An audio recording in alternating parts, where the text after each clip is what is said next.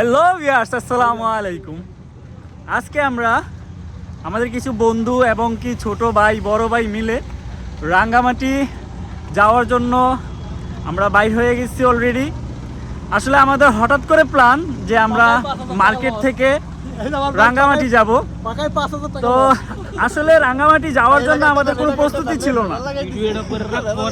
তো আমরা এখন কিভাবে যেতে হয় সেটা আমরা শিওর জানি না, এবং কি টিকিট আমরা অগ্রিম আগে কাটি নাই। আমরা এখন গিয়ে টিকিট কাটবো, তারপরে রাঙ্গামাটি যাওয়ার জন্য কিভাবে যেতে হয় সেটা আমি আপনাদেরকে এই ভিডিওর মাধ্যমে দেখাবো।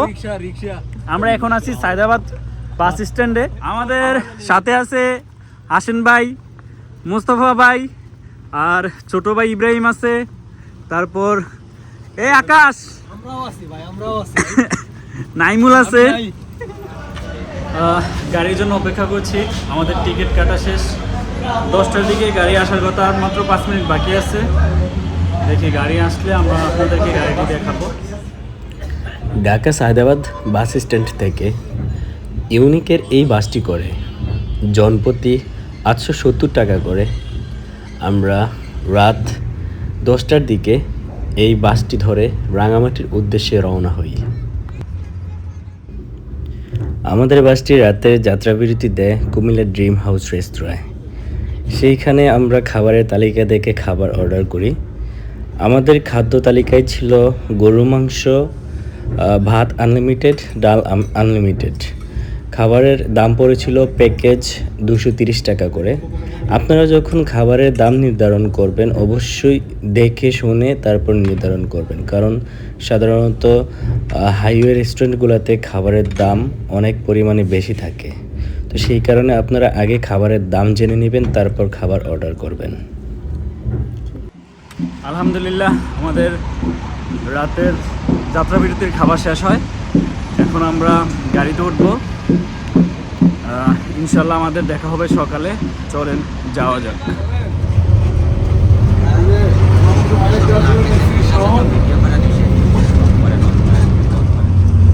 আরে ঘুম, এই ওঠো ওঠো ওঠো, এই ওঠো,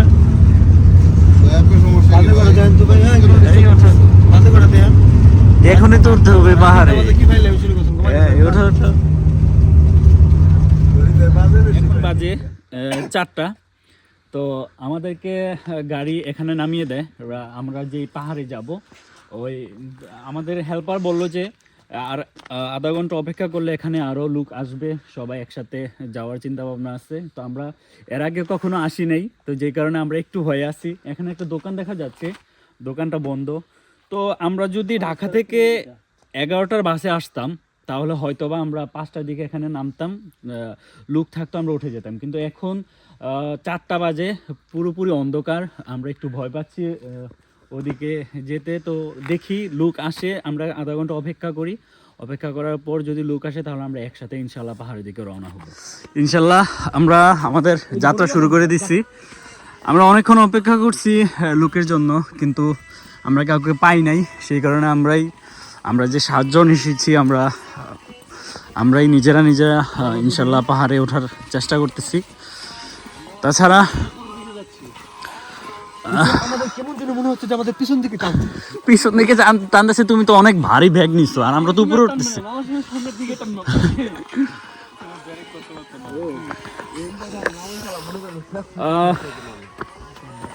এত রাতে আসলে কোথায় যাচ্ছি আমার জানা নাই। সামনের দিকে হাঁটতে থাকি, সকাল হতে হতে কোথায় গিয়ে পৌঁছাই জানি না। আপনারা যারা আসবেন এত রাতে আসবেন না, আসলে আমরা একটু রাতটা বেশি করে ফেলছি, তো এত রাতে আসবেন না।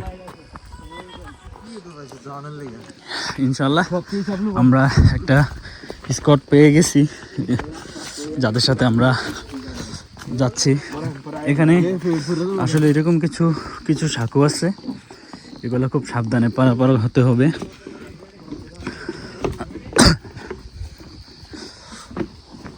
অনেক আঁকা বাঁকা রাস্তা।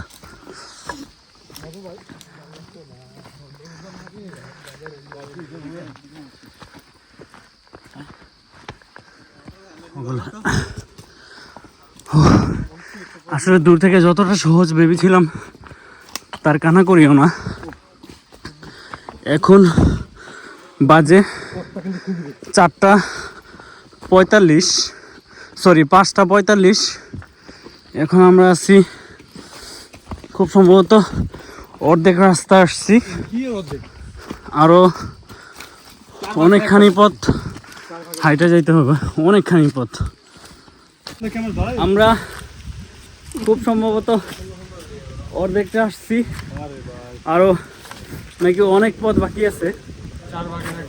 এখন বাজে 8:55। মাথা নষ্ট হয়ে গেছে, 5:55, মাথা নষ্ট হওয়ারই কথা। ও প্রচন্ড বাতাস, উপরে প্রচন্ড বাতাস, মনে হচ্ছে যে বৃষ্টি হচ্ছে। কয় বছর পর আসছেন? 3 বছর। ও আরো অর্ধেক যাইতে হইব।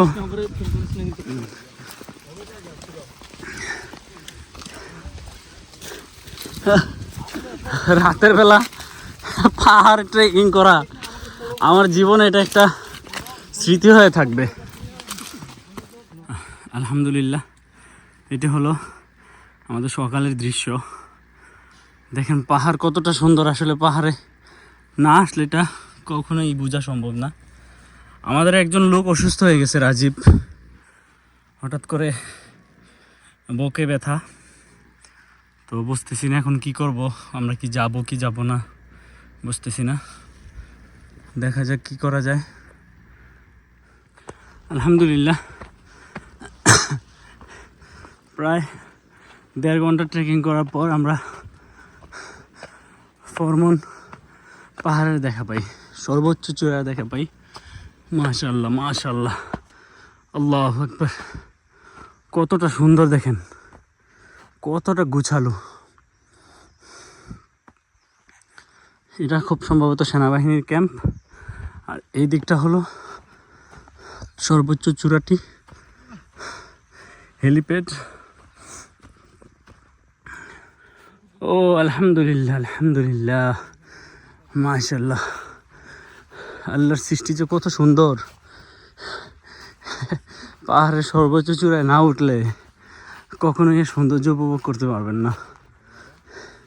সুবহানাল্লাহ। আমি এর আগে চন্দ্রনাথ পাহাড়েও গিয়েছি, কিন্তু এতটা সুন্দর আমি পাইনি।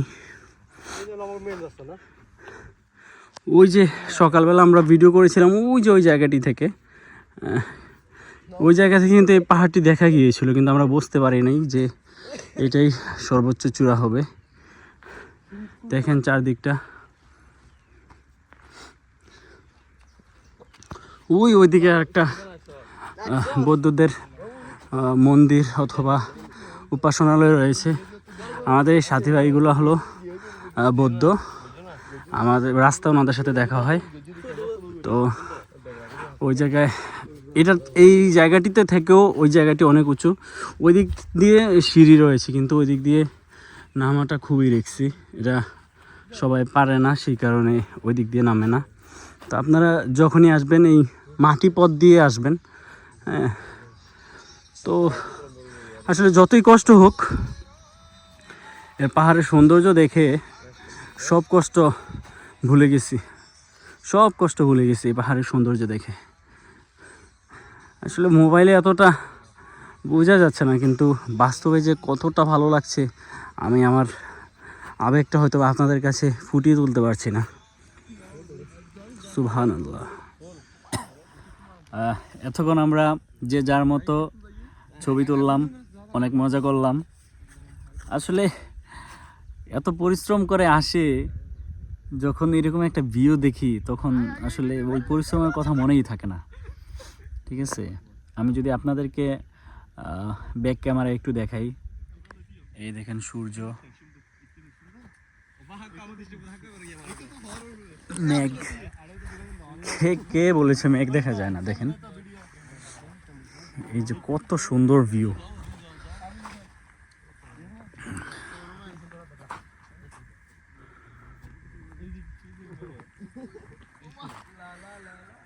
সূর্যের ভিউটা দেখেন,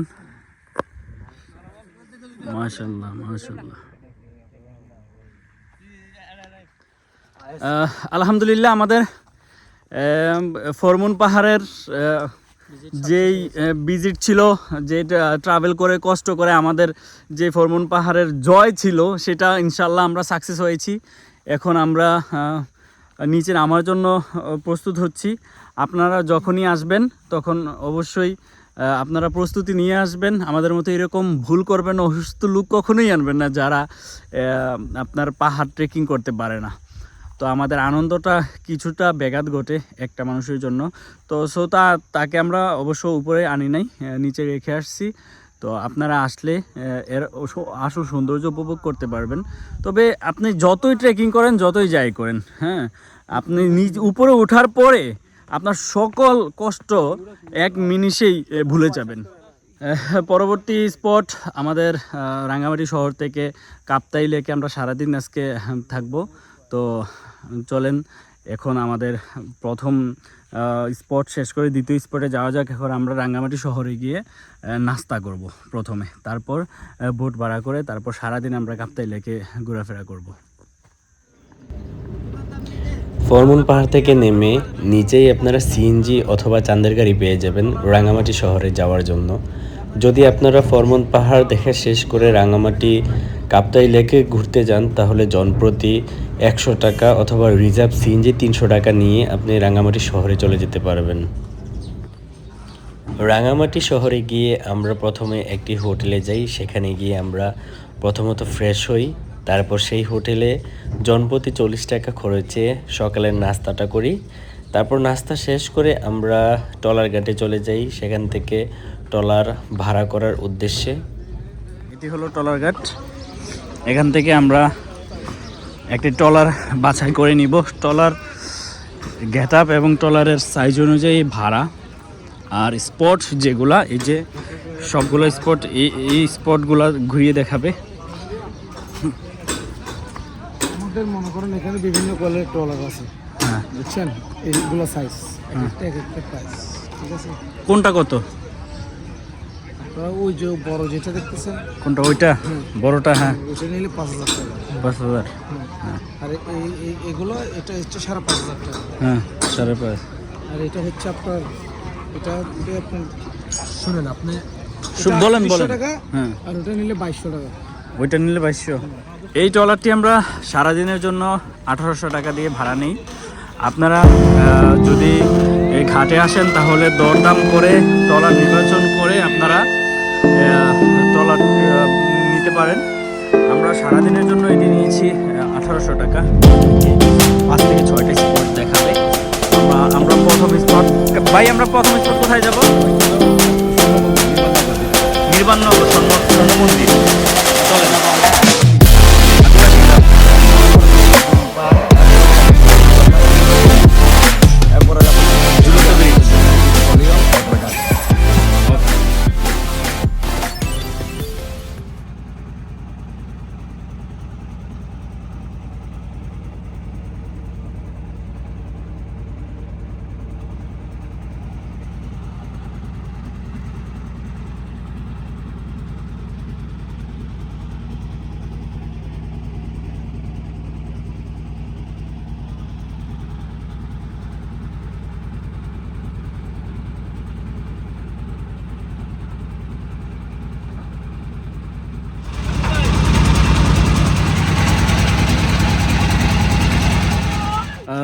এখন বাজে 10:50।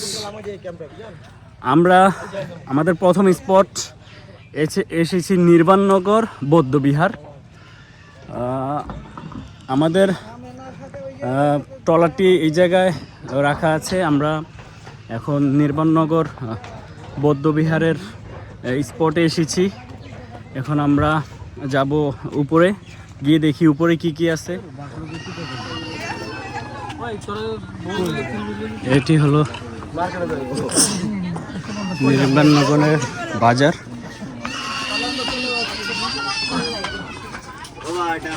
ডাব কত করে? 70 টাকা।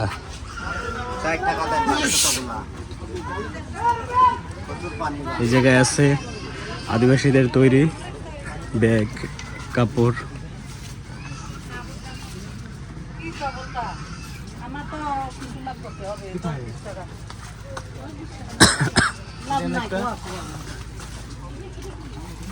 একটা ভাবে লেগে নিতে পারেন কিন্তু তাই না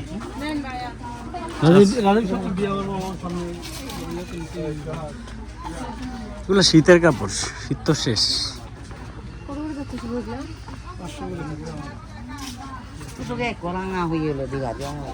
ভাই আনারস খাবা? আনারস কত করে? 20 টাকা।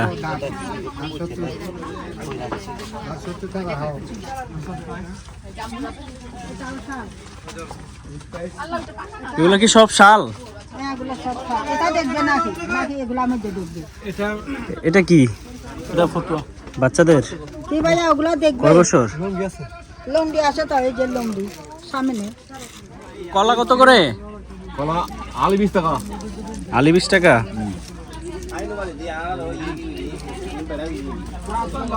আনারস কত করে ভাই? 10 টাকা 15 টাকা ভাই, এটা জোড়া 30 জোড়া 20। আমরা জনপতি আনারস নিয়েছি 10 টাকা করে, এভাবে কেটে দিবে। এই যে আনারসটা আসলে এখানে একটু ট্রাই করবেন।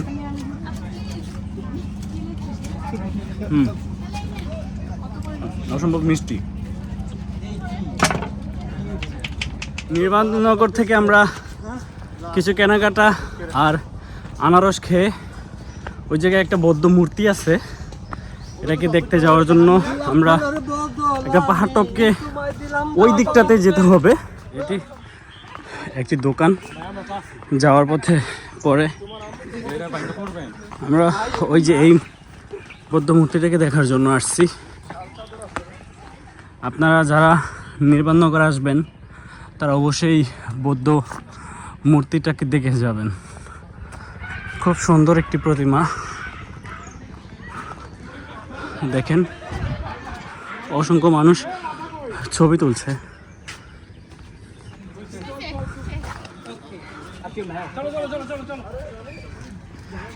আমাদের নামার পথটি হবে এটি। এখন বাজে 11:20। আমাদের প্রথম স্পটটি দেখা শেষ হলো, নির্বাণনগর দেখা শেষ হলো। এখন আমাদেরকে যেতে হবে দ্বিতীয় স্পট। ট্রলারে গিয়ে দেখি দ্বিতীয় স্পট কোথায় নিয়ে যায়। চলেন দ্বিতীয় স্পটে যাওয়া যাক। এখন বাজে 11:40। এখন আমাদের দ্বিতীয় স্পটে এসেছি। এটি হলো আদিবাসীদের গ্রাম। আমরা এখন আদিবাসীদের গ্রামটি ঘুরে দেখব এবং কি আনন্দ উপভোগ করব। আমাদের ট্রলারটি ওইদিকে দাঁড় করানো আছে, আর এই সিঁড়ি বেয়ে আমাদেরকে আদিবাসীদের গ্রামে উঠতে হবে।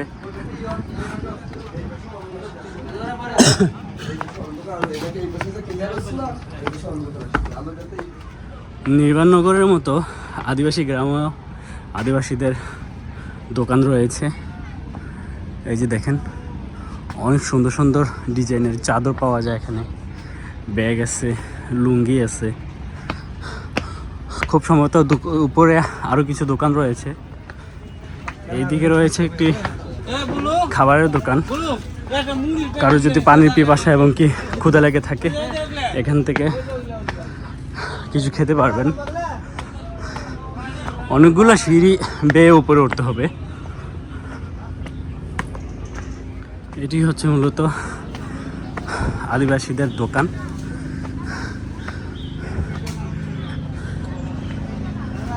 অনেক সুন্দর সাজানো গোছানো।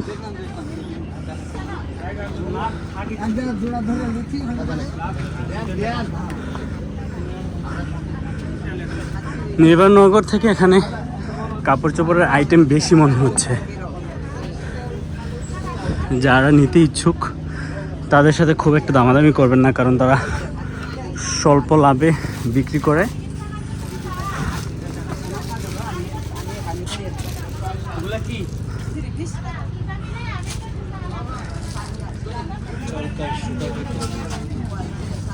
চরকায় সুতা কাটছেন?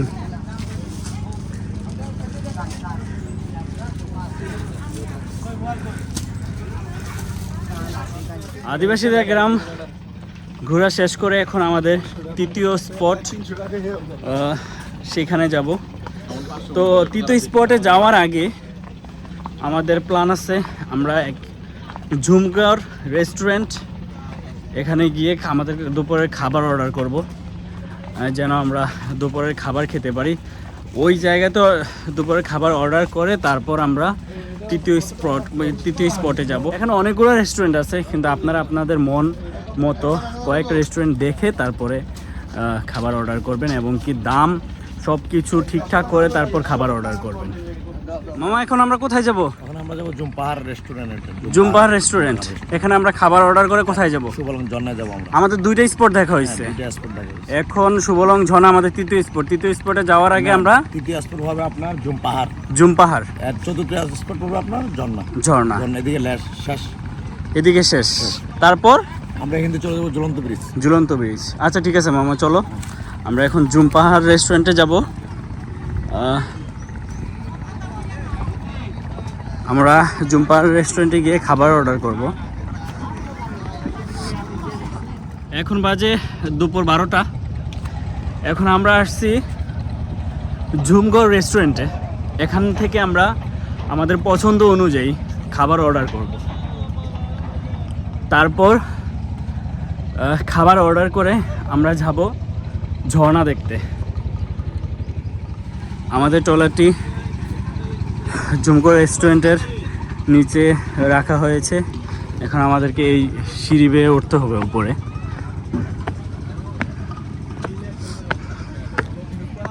এই জায়গাতে আপনারা আদিবাসীদের কিছু দোকান পেয়ে যাবেন সামান্য নাস্তা করার জন্য। এখান থেকে চিপস অথবা পানি নিয়ে নিতে পারেন। ঝুমগড় রেস্টুরেন্টটা খুব সম্ভবত উপরের দিকে। ভাই এটা রেস্টুরেন্টের নাম কি? এটা ঝুমগড় রেস্টুরেন্ট। চিকেন দেশি হবে, চিকেন ভর্তা হবে ব্রয়লার, আর হচ্ছে মাছের মধ্যে আবার কলা পাতা বা রুই মাছের কেবাংটা হবে, রুই মাছের পাতুরি, রুই মাছের ভর্তা হবে, কাচকি মাছের ফ্রাই হবে, কাচকি ভর্তা হবে, চাটনি মাছের ফ্রাই হবে,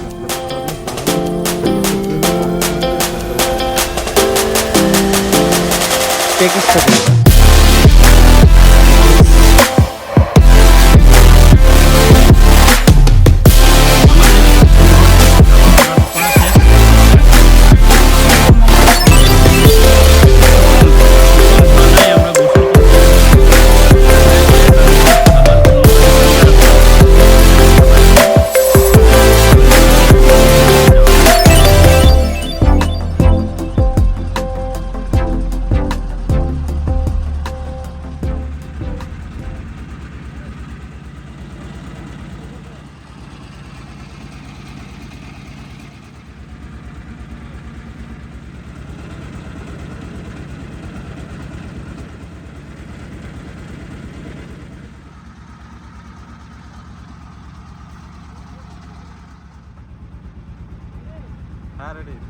অবস্থা মনটা ভালো নেই।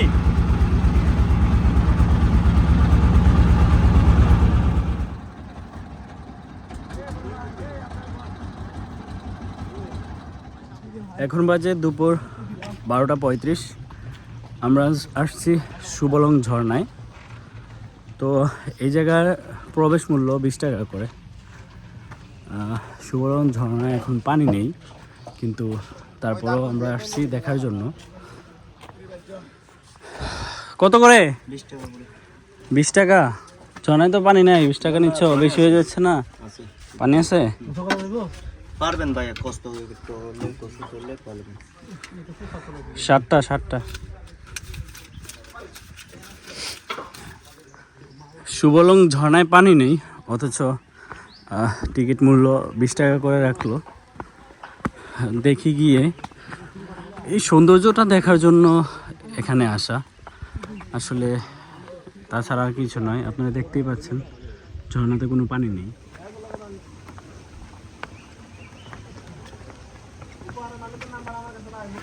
ঝর্ণাতে পানি নাই, কিন্তু এই জায়গাটি অনেক সুন্দর। এটা মিস করাটা আসলে একটা বোকামি। ঝর্ণাতে পানি না থাকলেও জায়গাটি খুব ভালো লাগছে এসে। এদিকটা দেখা একটু।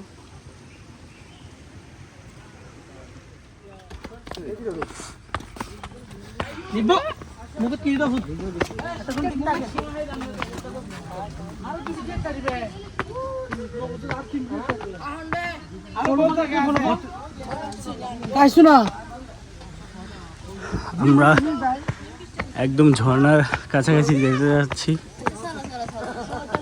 ঝর্ণাতে ভিজতে হলে আপনাকে ওই নিচে দিয়ে যেতে হবে, যেটা আসলে অনেক ডেঞ্জারাস। তো ঝর্ণাতে যেহেতু খুব একটা পানি নেই, সেই কারণে আমরা যাব না ওই দিকটাতে।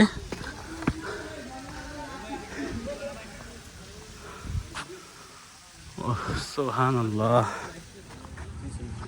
সুবলং ঝর্ণা দেখে শেষ করে এবার আমরা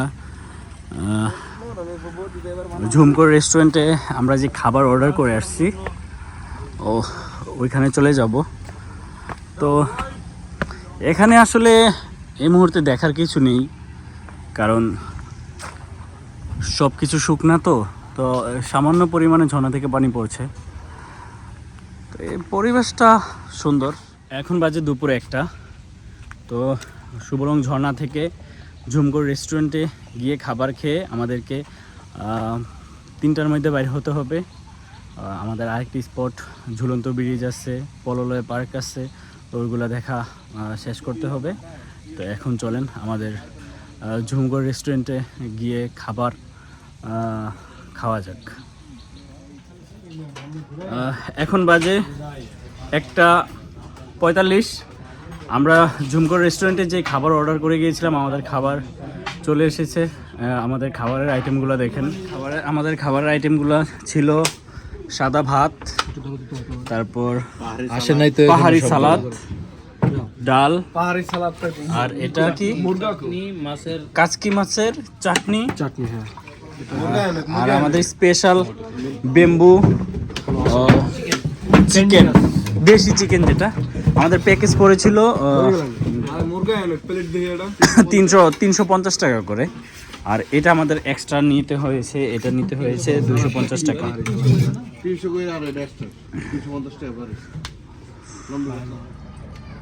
এত খিদে লেগে গেছে। ও আজকে রান্নাটা সুন্দর হয়েছে। আরেকটা কই মামা কইলাম আপনারে মদিন মামা আইলেন না। এটাই সব টাকা লাগবে না? ভাইজান এখানে হচ্ছে আপনাদের এই সার্জনের পরিমাণ, মানে এখানে দিলে দেবো, বুঝছেন? ও আচ্ছা।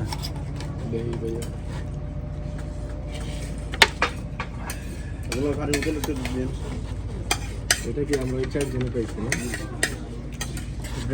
হ্যাঁ দেখ ভাই পানি কম দিতে দিচ্ছি।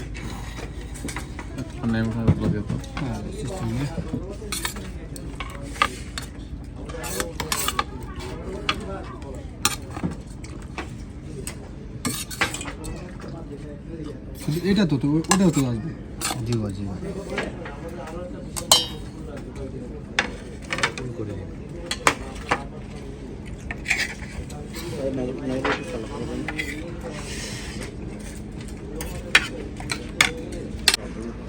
খাবারটা কেমন হয়েছে হাসান ভাই? আমার একটা মত করে দিলেন মামা। এখন আমরা কোথায় যাব? আমরা যাব ঝুলন্ত ব্রিজ। আমাদের খাওয়া দাওয়া শেষ, এখন বাজে 2:30। আমরা এখন রওনা দিয়েছি ঝুলন্ত ব্রিজের উদ্দেশ্যে। তো দেখা হচ্ছে আপনাদের সাথে ঝুলন্ত ব্রিজে। আমাদের চতুর্থ, এটা তো চতুর্থ স্পট না পঞ্চম ঝুলন্ত ব্রিজ? পঞ্চম, হ্যাঁ পঞ্চম স্পট হবে ঝুলন্ত ব্রিজ। এখন বাজে 3:35। এইমাত্র আমরা রাঙ্গামাটির বিখ্যাত সেই ঝুলন্ত ব্রিজে এসে পৌঁছাইলাম। এটা হলো আমাদের ট্রলার, এই হলো ঝুলন্ত ব্রিজ, যেটাকে 2-1টা টানা দিয়ে রাখছে মাত্র, এছাড়া আর কিছু নয়। প্রচুর লোক আসে এখানে। এটি হলো বিখ্যাত ঝুলন্ত ব্রিজ, বর্ষাকালে হয় ডুবন্ত ব্রিজ।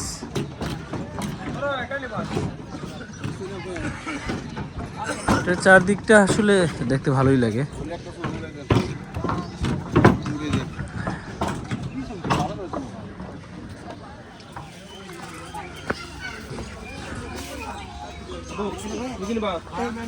এটি হচ্ছে ঝুলন্ত ব্রিজের এই পারে,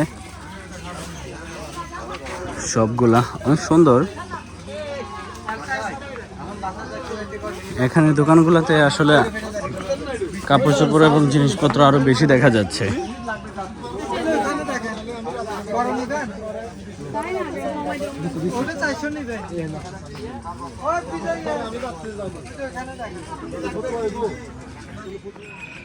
তো এখন বাজে 4:50। তো আমরা তো আজকে সারাদিন অনেক ঘোরাঘুরি করছি। আসলে আমি ভিডিওটা খুব ভালো করে তৈরি করতে পারিনি, কারণ আমরা সকালবেলা ফরমুন পাহাড়ে ওঠার পর আমরা অতিরিক্ত ক্লান্ত হয়ে যাই, যেই কারণে আমরা আসলে বিভিন্ন স্পটগুলোতে মানে অতটা সময় নেই। তা আমরা খুব ক্লান্ত ছিলাম, আমি বিশেষ করে অনেক অসুস্থ, যে কারণে ভিডিওটা হয়তো বা ফুটিয়ে ধরে তুলতে পারবো না। তো যদি ভুল কিছু কথায় যদি কোনো ভুল করে থাকি তাহলে ক্ষমা করবেন। জাস্ট আমার ভিডিওটা করার উদ্দেশ্য হলো আমরা কোথায় কোথায় গেলাম, কী ঘুরলাম এইটা। আর আজকের ভিডিওটি এখানেই শেষ করছি।